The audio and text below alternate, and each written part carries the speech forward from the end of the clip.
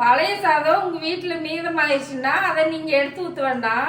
அதை நம்ம ஒரு வடகமா செஞ்சு வச்சுக்கிட்டோம்னா 1 மாசம்னாலும் நம்ம வச்சு குழந்தைங்களுக்கு பொரிச்சு கொடுக்கலாம். அது தயிர் சாதம், ரசம் சாதம், சாம்பார் சாதம் எல்லாத்துக்குமே நம்ம வச்சு கடிச்சிட்டு சாப்பிடலாம்.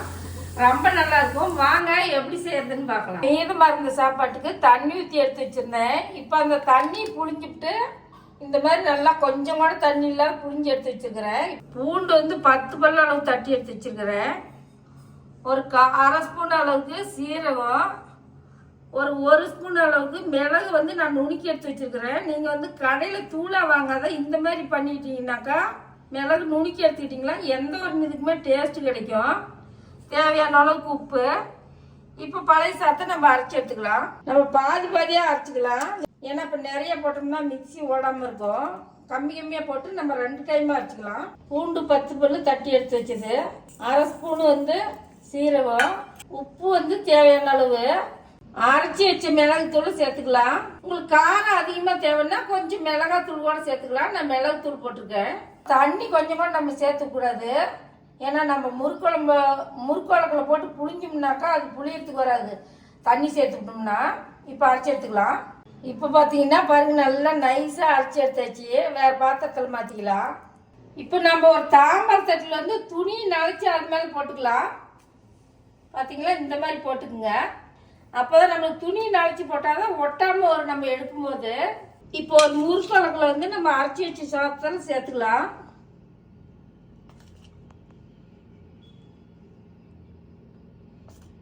கொஞ்சம் கம்மியாவே நம்ம ஊற்றி புளிஞ்சு விட்டுக்கலாம். இப்போ நம்ம புளிஞ்சு விட்டுக்கலாம்.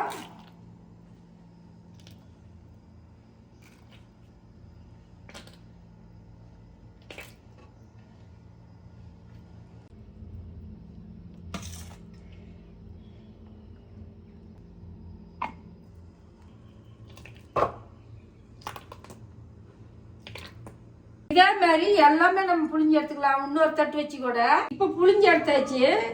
இப்ப வெயில்ல காய வச்சு எடுத்துக்கலாம். இப்ப அடிக்கிற வெயிலுக்கு ஒரே நாள்ல காஞ்சி போயிடும். இருந்தாலும் நம்ம ஒரு 2 நாள் காய வச்சு எடுத்துக்கலாம். அதுக்கப்புறம் பார்க்கலாம். நம்ம வடகம் புளிஞ்சு 2 நாள் நல்லா வரவரன்னு காஞ்சிச்சு. பார்த்தீங்கன்னாக்கா அதை அப்படி ஒடிச்சாலும் ஒடியாத அளவுக்கு பாருங்க, இந்த மாதிரி வரவரன்னு காஞ்சி வந்துருச்சு. இப்போ கொஞ்சமா நம்ம தண்ணி தெளிச்சு எடுத்துக்கலாம். இது மேலே தட்டத்து மேலே நம்ம கொஞ்சம் தண்ணி தெளிச்சுட்டோம்னா நீட்டமா வந்துடும். எடுத்துக்கலாம்.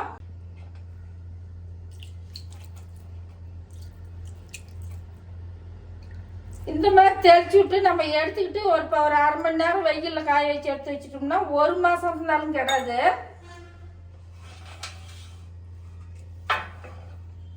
நம்ம சும்மா கொஞ்சமா இட்லி தண்ணி தெளிக்கிறோம் இல்லைங்களா, அந்த மாதிரி தான் நம்ம தெளிச்சு விடணும். இப்போ மறுபடியும் இந்த அப்படி கையை வச்சு இப்படி கொஞ்ச நேரம் அமுச்சு விட்டுக்கிட்டே இருந்தோம்னாக்கா எடுக்கிறது நம்மளுக்கு ஈஸியாக இருக்கும். அதுக்கு தான் இந்த தண்ணி தெளிக்கிறேன்.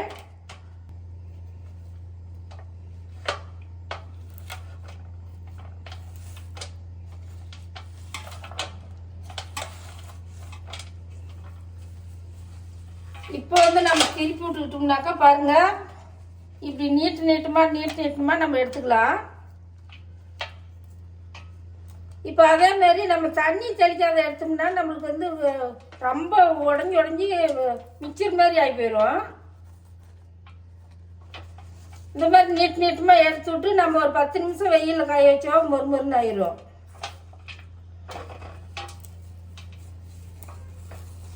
பார்த்தீங்கன்னா இந்த மாதிரி நம்ம நீட்டமாக எடுத்து வெயிலில் ஒரு 10 நிமிஷம் வச்சு விட்டோம்னாக்கா 1 மாசம் இருந்தாலும் நம்மளுக்கு கெடாது இருக்கும். அப்பப்போ பிள்ளைங்களுக்கு நம்ம தேவைக்கும் போது பொரிச்சு கொடுத்துக்கலாம். நம்ம 2 தட்டில் புளிஞ்சு வச்சிருந்தோம் பாருங்க. ஒரு தட்டில் எடுத்துக்கிட்டோம், இன்னும் ஒரு தட்டில் எடுக்கல. இதே மாதிரி அதுக்கும் தண்ணி தெளிச்சு எடுத்துக்கலாம். நீங்கள் தண்ணி தெளிச்சு விட்ட மாதிரி கவலைப்பட வேண்டாம். ஒரு 1/2 மணி நேரம் நம்ம வெயிலில் காய வச்சோம்னாக்கா நல்லா மொறுமொறுன்னு ஆயிரும்.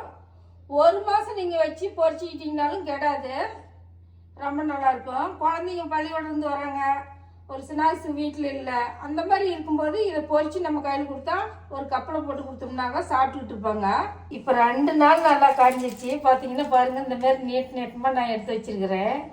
இப்போ பொரிச்சு எடுத்துக்கலாம்.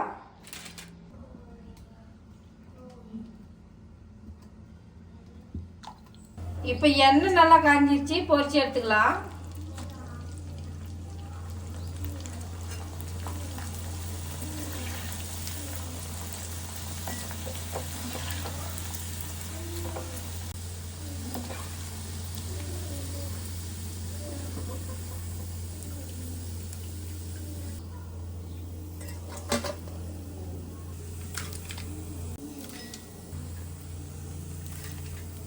வடை வந்து நல்லாவே பொரிச்சு எடுத்தாச்சு, மொறு மொறுன்னு. பாருங்க, நான் உடச்சி கட்டுறேன்.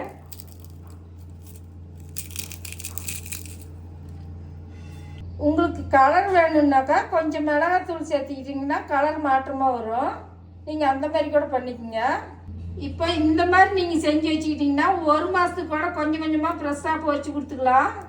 கடைங்களில் குழந்தைங்களுக்கு சிப்ஸு, மிக்சர் இந்த மாதிரி வாங்கி கொடுக்கறதுக்கு அப்பப்போ நம்ம புதுசாக பொரிச்சு கொடுத்துக்கலாம். இந்த மாதிரி செஞ்சு பாருங்கள், எப்படி இருக்குன்னு சொல்லுங்கள். நன்றி, வணக்கம்.